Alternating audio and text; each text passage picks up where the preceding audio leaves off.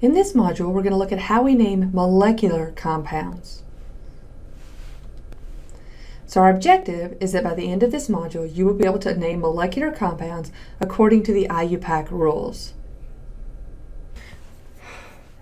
So when we look at molecular compounds, we're going to see discrete molecular units, and these are between two non-metallic elements. Remember that when we talk about molecular compounds, we can't predict their formulas like we can for ionic compounds because there are different ways for those electrons to be shared between atoms, and as a result, we can have different numbers of each type of atoms. We talked about our example with nitrogen and oxygen that we could have NO, NO2, N2O4, N2O5, lots of different options for how to name those compounds. And so we have to have something in the name of molecular compounds that tells us how many of each type of atom we actually have in that unit. Now most of these are going to be binary compounds, meaning they contain two different elements. We could have many more than two atoms, but they only contain two different elements. There are some exceptions, but we're not going to be getting into those in this course. So now let's look at some examples of how we name molecular compounds. When we look at the formula, we see one element written first in the formula, and we're going to put that element first in the name as well. So we'll follow the exact same order as the chemical formula. For the first element, we simply name it. The second element, we change the ending to IDE. Okay? It's much like we did with our anions and our ionic compounds. Now remember, we said that there's lots of different ways that elements can be combined in order to form molecules. And so we have to include something in the name to show us how many of each type of element we have in the compound. So we use something called prefixes. And these prefixes tell us exactly how many of each element we have. So if I look at my example here of N2O4, I see that there are two nitrogen atoms. So I use the prefix di. And there are 4 oxygen atoms, so I use the prefix tetra.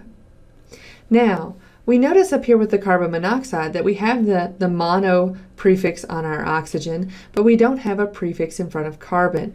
And we'll talk about that in just a minute. That's one of our exceptions to the rules. There are always exceptions to the rules. And so what we need to do is know those prefixes from 1 to 10, and we can then name any compound. It's also easier to get back to the formula from the name because the name tells me exactly how many I have of each type of atom.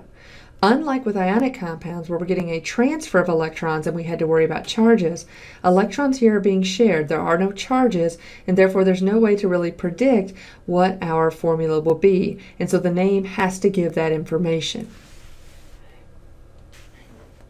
So we have prefixes for 1 to 10. There are others that go greater than 10, but we're not going to be worrying about those. This is a plenty for us. And so we see that mono means 1, di is 2, tri is 3, so we can think about a tricycle. Tetra is 4, penta is 5, hexa is 6, hepta is 7, octa is 8. So if you see octagon-shaped stop signs, that's an 8-sided figure, that's an octagon. Nona is 9, they kind of sound like each other, and deca is 10, so similar to decade, which means 10 years. So these are the prefixes that we'll include in the name before each element to determine how many of each atom are in that compound, in that chemical formula. Now, as with any rule in chemistry, there are exceptions to that rule. And the first one we look at is about the prefix mono. And we can actually omit that mono, but only if it's on the first element. So in our previous page, we looked at carbon monoxide, or CO. We can omit the mono in front of carbon, but we can't omit it in front of oxide. We have to keep it there. So we're not going to write this as monocarbon monoxide. It's simply carbon monoxide. Any other time, we would need to include a prefix in front of that first element telling us how many of that particular atom we have. Just like we did here with our N2O4, we have dinitrogen tetroxide. We also see that when we have oxides, we can also drop the A so that we don't end up with these two vowels together. So we don't end up with tetraoxide, we end up with tetroxide. It just makes it a little bit easier to say, and that's why it's done. So let's look at some examples of how we get from a formula to a name and from a name to a formula. So in this case, we have two elements in our compound. We have sulfur and we have oxygen. And whenever we put the name oxygen in, we're going to change that suffix to IDE, so we have sulfur and oxide. But because this is a molecular compound, because I have two non-metal elements here, molecular compound, I need to use prefixes when I'm writing the name. Now, sulfur does not have a subscript, which implies that it's 1. The prefix that goes with 1 is mono, but because sulfur is my first element, I can omit that prefix. For oxygen, I have 3 as my subscript, which means my prefix is going to be tri. So what I end up with is sulfur, and there's a space between these two words, trioxide. Note that there's not a space between the prefix and the name of the element. So here we have sulfur trioxide. With our second example, we're actually looking at going from the name back to the formula.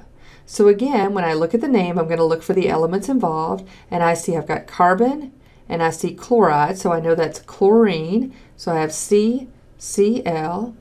There's no prefix for carbon, which tells me that has a subscript of 1. For chlorine, I see I have a prefix of tetra, and tetra equals 4, so I have CCl4, or carbon tetrachloride.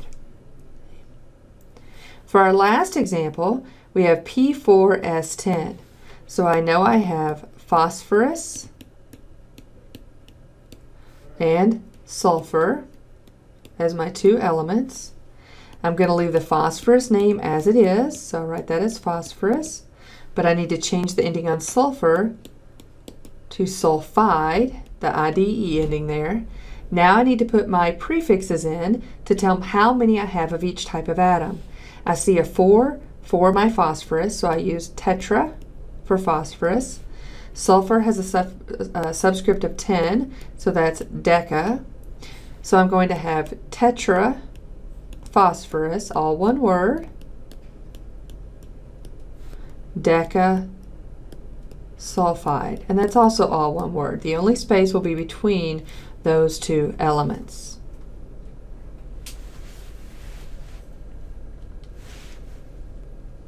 So what is the IUPAC name for SF6?